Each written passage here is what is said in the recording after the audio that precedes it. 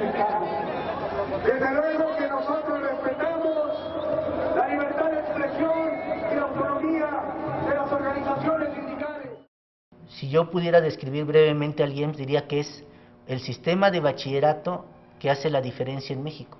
Es un sistema de bachillerato que rescata, que se ocupa, que atiende a aquella población que de otra forma ningún otro sistema hubiera atendido. Y me estoy refiriendo a la UNAM, al Politécnico, ingresa en comunidades verdaderamente complicadas, atiende a poblaciones que tienen problemáticas las más diversas que te puedas imaginar, y entonces le da atención con educación pública, gratuita y de calidad a una gran cantidad de población aquí en el Distrito Federal. La modalidad semiescolarizada surge en el año 2007, me parece, a finales, para solventar la necesidad, la demanda de los estudiantes de bachillerato del IEMS, que no alcanzaba a ser cubierta por la modalidad escolarizada, y también para ofrecer una modalidad semiabierta para estudiantes que no pudieran ir todos los días a estudiar o que trabajaran. Fue aproximadamente hace 3 años, ya te estoy hablando del 2009, 10, 11, por ahí del año de 2012, fue que nos empezaron a retrasar los pagos ya cada vez más gravemente, 3 o 4 meses sin pago. Entonces fue la primera vez en que nos organizamos, en que nos juntamos, en que nos conocimos, porque nuestras propias condiciones de precariedad laboral hacen que ni siquiera conozcas a los profesores del semiescolar, de tu propio plantel y menos de los otros 16 planteles de las prepas del DF en donde existe la modalidad semiescolar. La lucha de los profesores del semiescolar en el IEMS empezó hace aproximadamente 2 años y surgió a raíz de que nos retrasaron el pago por 3 meses y no nos habían dado aviso de que no nos iban a pagar ese salario que ya estaba devengado. Entonces unas profesoras decidimos reunir a los compañeros para ir a la dirección general y demandar que liberaran inmediatamente nuestro pago. A partir de ahí, pues comenzamos a consolidar una organización de profesores donde las demandas ya no se redujeron al pago de salario o al pago puntual del salario, sino a la mejora de las condiciones laborales, específicamente a la basificación de los profesores. Con el paso del tiempo nos dimos cuenta que era una simulación laboral. Entonces fue hasta varios años después de que empezamos a trabajar que nos dimos cuenta de lo que teníamos que hacer. Y digo teníamos que hacer porque he de mencionar que estamos trabajando en unas preparatorias que tienen un modelo específicamente educativo cuyos ejes son crítico, humanista y científico, y entonces como profesor del IEMS bajo un modelo como ese, es imposible que uno no luche por sus condiciones laborales y que uno no sea crítico con su propia situación. Y pues toda la situación laboral influye directamente en la educación de los estudiantes, en el proceso de enseñanza-aprendizaje. Entonces era como lo necesario. Y fue a partir de eso que empezamos a trabajar y a pelear por nuestra basificación, por nuestro reconocimiento como trabajadores, por el reconocimiento de nuestra antigüedad, y pues fue en ese proceso que surge la Asamblea de Profesores del Semiescolar, que estamos organizados y que conocimos distintas formas de lucha. Una de ellas es la demanda legal, la cuestión por la vía jurídica, y otra es pues la presión política ante las autoridades, y la otra es pues la clásica organización que implica la información de nuestros propios compañeros. Bueno, a diferencia de la modalidad escolar, yo creo que el perfil no tiene ninguna diferencia, ¿no?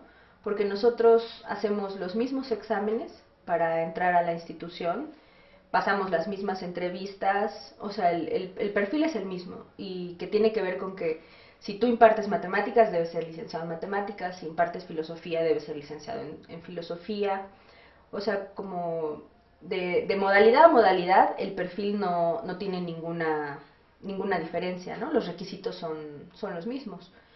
Tiene diferencia en la forma de impartir la materia, ¿no? Porque los profesores del semiescolar tenemos menos tiempo para cumplir un programa pues que es básicamente igual, y tenemos menos horas de clase y algunas cosas distintas, ¿no? Que como la tutoría y la asesoría personalizada, nosotros no tenemos el sueldo pagado para dar ese tipo de cosas, ¿no?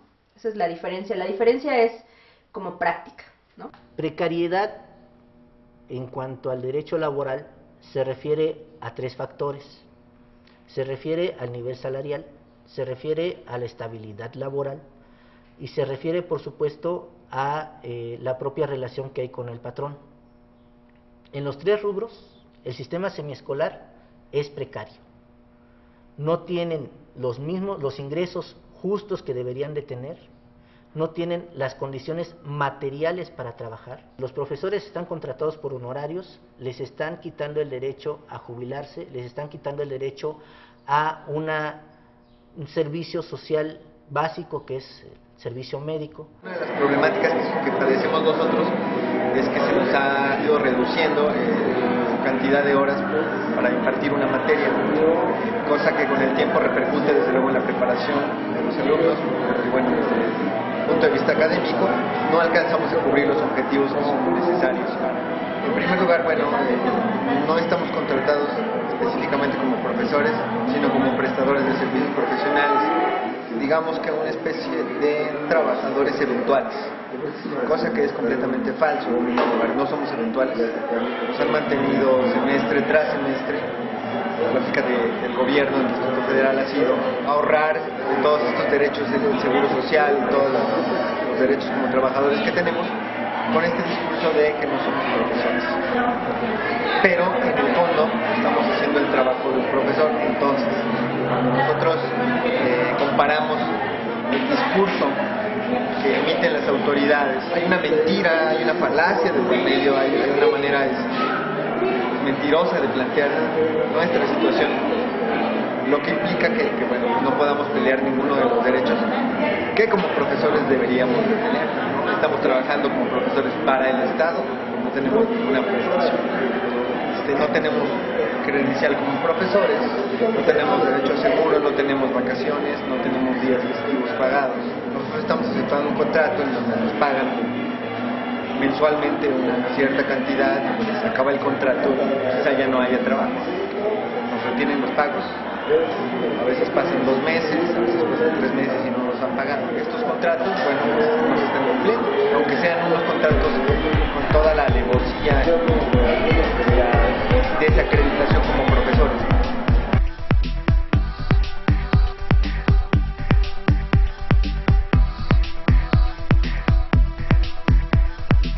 Necesito una copia de su contrato. Necesito una evidencia. Ok. Ese contrato como tal se le va a entregar a través de la licenciada Jaco. ¿De acuerdo? Lo cual es ilegal. ¿Por qué? Porque en este preciso momento que yo firmara, debería llevarme en este momento una copia. No, porque no está firmado todavía por todas las autoridades. Entonces, ahí están Es parte de lo que se está esperando. ¿Desde cuándo? El Yo no procedimiento, sé cuánto la tiempo estoy trabajando situación. aquí, pero yo llevo 4 años y siempre es lo mismo. Luego vamos, la cuestión es que se maneja de esa manera y así. Obviamente usted tiene todo el derecho a firmarlo, no firmarlo, informarse. Pero al momento yo tengo esa instrucción y no podemos. O sea, y es muy respetable, usted ya confió en decirme. Ahora yo quiero firmar y tomarle una foto. Firmarlo, adelante, tomarle la foto no es posible. El nombre de asesor es el nombre que se nos da para no reconocernos como trabajadores. A un asesor lo pueden contratar bajo un esquema de honorarios, que se conoce también como esquema de trabajo día, mes, hora. Entonces es que solamente nos pagan las horas que estamos frente a grupo, y en ese sentido pues no tienen la obligación de pagarnos vacaciones y se ahorran toda la cantidad de dinero que implicaría darnos todas las prestaciones que como trabajadores tenemos. Entonces nos llaman asesores porque un asesor se le contrata por un tiempo determinado para realizar ciertas funciones y después se va. Sin embargo, la contradicción es que sigue existiendo siempre materia de trabajo, o sea, nosotros realizamos trabajo permanente, sigue habiendo materia de trabajo porque siguen entrando estudiantes, y en ese sentido las actividades que nosotros realizamos son de un DTI. DTI significa docente, tutor, investigador. Nosotros realizamos trabajo de docencia, de tutoría y de investigación, pero si ellos no nos reconocen como DTIs es porque no les conviene para sus intereses económicos. Estamos hablando de millones de pesos, lo que implicaría la basificación para los alrededor de 160 trabajadores del semiescolar que estamos en estas condiciones laborales. Entonces estamos hablando básicamente de intereses económicos y de que, como todo en la sociedad en la que estamos, pues es una lucha de intereses. Entonces, hasta que nosotros no logremos organizarnos y conformarnos como una fuerza que incluso esté pugnando desde el sindicato y a través de todas las medidas de presión, pues no va a ser posible que consigamos lo que nos corresponde. Pues desventajas tiene muchas, ¿no? Es una incertidumbre laboral muy grande, ¿no? O sea, tú no sabes, como te recontratan cada semestre, pues tú no sabes si el siguiente semestre vas a tener trabajo. Te pueden despedir sin pues así casi sin darte las gracias, ¿no? En cualquier momento pueden despedirte. Y además, pues no tienes ningún derecho, ¿no? De los que deberíamos de tener. O sea, yo hace 5 años que trabajo en el instituto y no tengo ni un solo año de antigüedad, ¿no?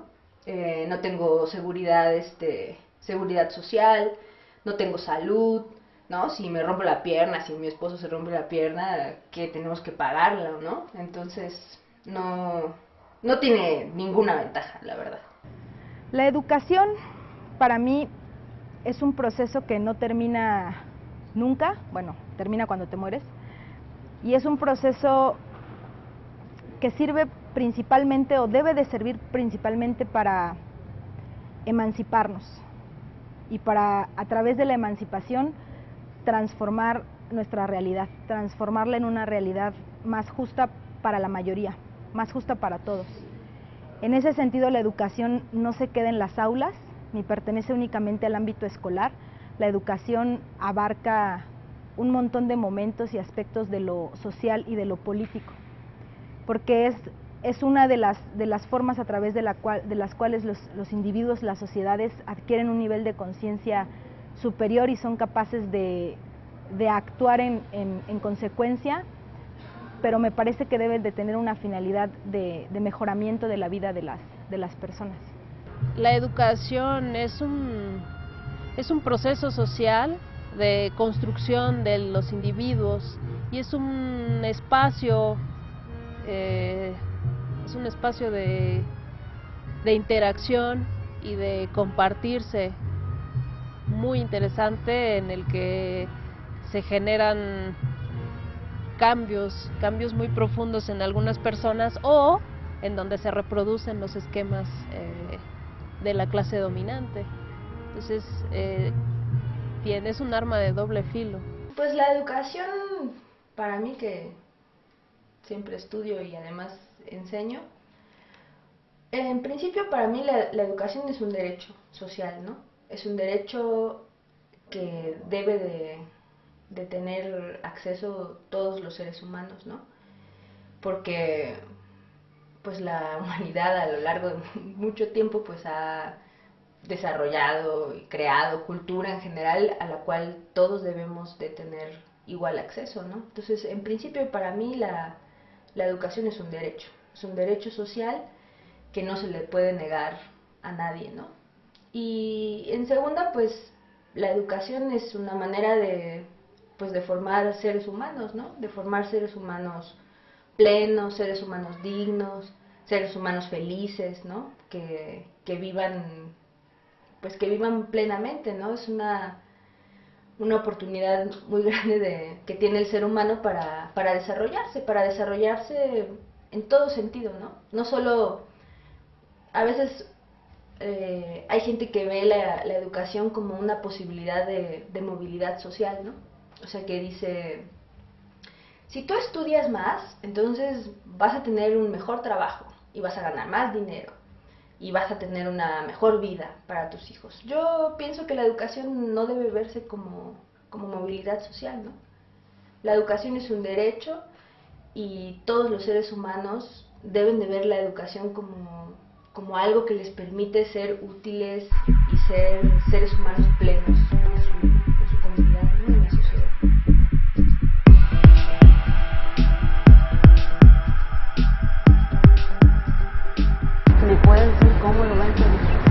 permitiéndole tomar foto de manera respetuosa, de esa manera, diciéndole que no, explicándole, somos adultos, yo de somos manera personas respetuosa le estoy diciendo que eso está fuera de lo normal. Ok. Cualquier situación al respecto ya le pido, ya no la va a tratar conmigo, tiene que tratarla con la licenciada, la subdirección. Pedir esa autorización, si ella le permite directamente la fotografía, ella en su momento tomará la decisión. Yo ya no tengo la autoridad para poder permitirle esa parte de la fotografía. Ok, bueno. Entonces, volvemos. ¿Dónde dice que no puedo firmarlo? ¿En alguna parte de este contrato dice que no puedo tomar la fotografía? Obviamente no. ¿Qué significa ser profesora? Pues eso, compartirme, o sea, dar lo que yo sé y sobre todo pues trabajar junto con los estudiantes en el proceso de aprendizaje. Es ser como un guía, una compañía para los estudiantes y sobre todo pues para reafirmarme como individuo. Pues ser profesora significa coincidir con esa perspectiva que tengo de la educación, ayudar a las personas a las que uno está educando a que adquieran en conjunto con los otros estudiantes, con los maestros y con otros actores de su sociedad, a adquirir una conciencia superior, la posibilidad de su emancipación y de la transformación de la realidad. Entonces el papel del maestro no es solamente dar clases, sino también orientar en ese sentido a los estudiantes, ¿no? Para mí ser profesora es un privilegio muy hermoso, ¿no? Pues porque en primera tú le brindas a un ser humano la posibilidad de conocerse a sí mismo, de conocer a la sociedad, de comprender la realidad y de acompañarlo, ¿no? En ese proceso. Y cuando tú haces eso, también te conoces a ti, también tú comprendes la realidad y también creces, ¿no? Entonces pues es más que un trabajo, la verdad, ser profesor es un privilegio muy, muy grande, ¿no? Y yo me siento muy contenta de ser profesora. Y además está el tema de que a mí me gusta mucho ser profesora en una escuela pública, ¿no? Porque yo desde que fui al jardín de niños hasta la universidad, hasta la maestría, siempre he ido a escuelas públicas. Entonces, pues para mí... ¿Estás bien?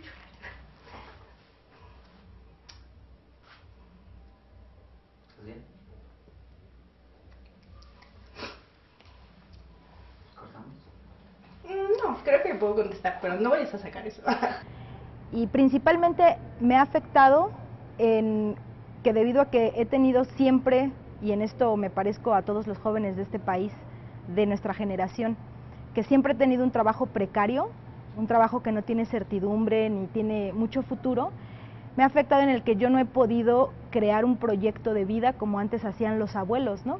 Ni siquiera en la medida mínima de poder pensar en comprarme un lugar donde vivir y no tener que estar rentando o correteando el trabajo, ¿no? O incluso me ha imposibilitado plantearme la creación de una familia, porque no tengo dinero, no tendría dinero para mantener a mis hijos, ¿no? Entonces, la precariedad laboral, el deterioro de las condiciones del trabajo afecta íntimamente cada momento de nuestra vida, ¿no? Y eso hay que entenderlo. También, bueno, desde luego que no tengo la oportunidad de seguir cubriendo consumo, cultura, libros, de ir a exposiciones, de acudir a conciertos, o de tener visitas continuas tal vez con mis mismos alumnos a museos. Tengo que ahorrar en la alimentación y ya no digamos en el hecho de que me endeudo pagando renta. Y cuando me llega mi paga, pues yo ya nada más me dedico a pagar lo que ya había depositado, ¿no? Ya no mencionemos en la parte de la salud, ¿no? Porque es un enfermo, tiene que pagar un médico particular. Y eso repercutirá desde luego en este proyecto de educación del que uno no ha querido despegarse, porque cree en él, lo ve con una calidad, con una nobleza, vale la pena pues luchar por él. Les diría pues que esta lucha que nosotros estamos desarrollando no la estamos haciendo de modo individual, ¿no? Nosotros queremos pues tener mejores condiciones laborales para todas y para todos, ¿no?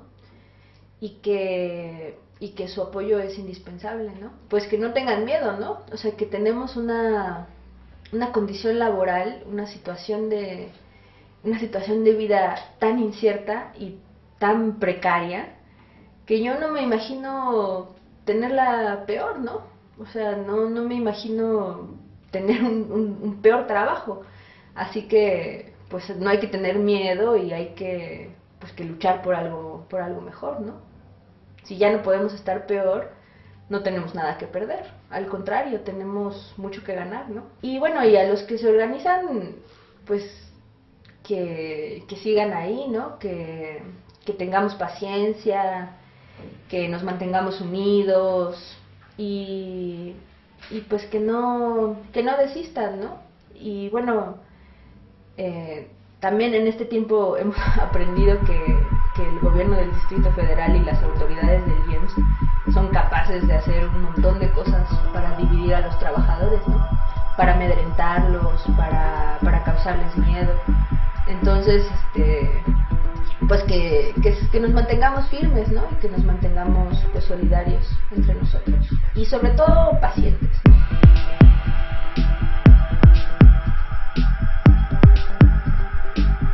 Mire, podríamos atenderlo. Yo le agradezco muchísimo todo esto que acaba de pasar, porque esto sirve para antecedente de cuán ilegítimo está haciendo las cosas el instituto y de las cosas que a ustedes les hacen pasar por cumplir con órdenes que están chuecas, que son sucias.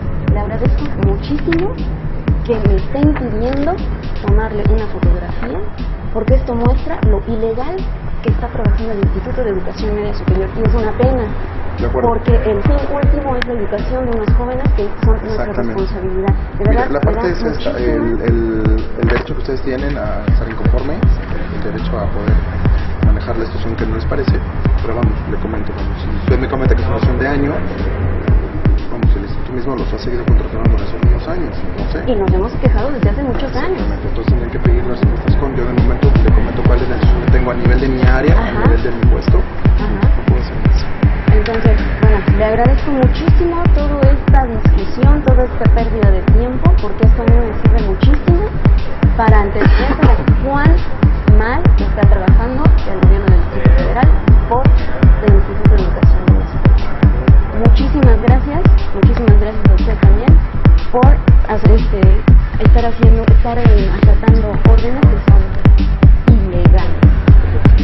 Muchas gracias. Hasta luego.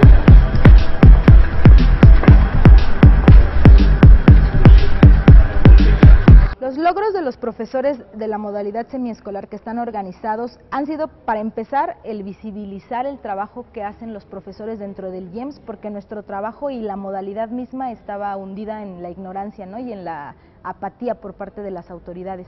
No le hacían caso a la modalidad, estaba casi abandonada. Y con nuestra lucha nosotros visibilizamos que existen 150 trabajadores, que existen, no sé, cientos y cientos de estudiantes que están en condiciones de discriminación académica ellos y nosotros laboral, ¿no?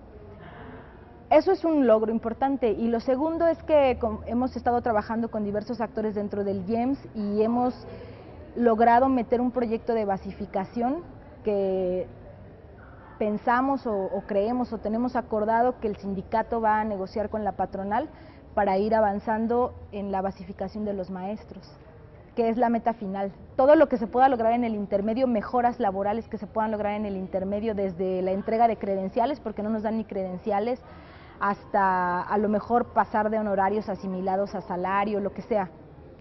Son bienvenidas, pero el objetivo final es una plaza y que el profesor esté basificado y que no tenga incertidumbre laboral. Y entonces, con este proyecto de basificación y las pláticas que hemos tenido con la patronal y con el sindicato, yo pienso que hemos avanzado un poco. Esta situación que nosotros vivimos es la situación que viven muchísimos trabajadores jóvenes en México, ¿no?